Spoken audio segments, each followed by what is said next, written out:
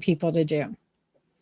Yeah, I have a question about the part where you're cutting out all the carbs and going animal protein. And there are plenty of doctors in our health wellness space who absolutely abhor animal proteins, and they will give you scientific breakdown and all the information, all the epidemiology studies showing the correlations between animal protein, animal sources of food and how it translates into, morbidity and how do you, counter that type of approach?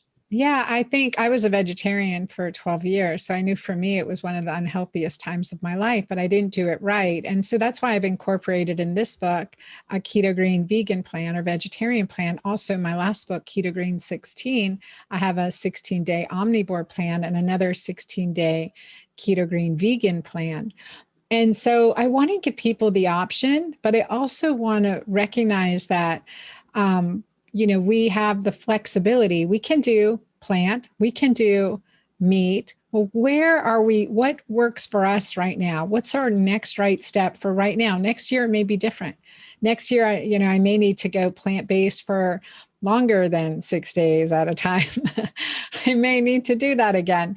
But right now, and omnivore, I couldn't do omnivore for more than 30 days, and it just didn't work for me. And so it's like, okay, not omnivore, carnivore for more than 30 days in a row didn't work for me, but I was also on the road in Texas and on the rodeo. And so it wasn't the healthiest, free range organic meat that I was getting either. So I wasn't healthy. You think of all the chemicals, we are what we ate, and also vegetables, what they're sprayed on, what they're sprayed with, and their own defense mechanism. So I think too, then that's why we have to see, okay, based on my cultural and genetic profile and my personal preferences, what's the best thing for me at this time?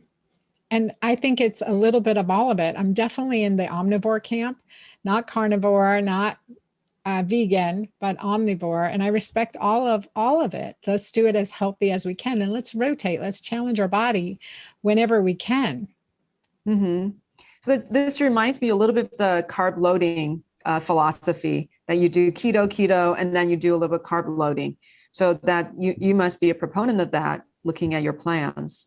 Well, like my feasting, for instance, when I say that we do 10% fasting, 10% feasting, and 80% keto green.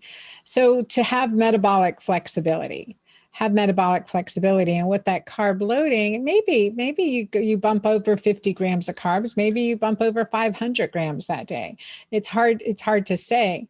So it's just about creating that metabolic flexibility. And again, what are you dealing with? For some of my clients, I won't let them carb up till we, break through a plateau.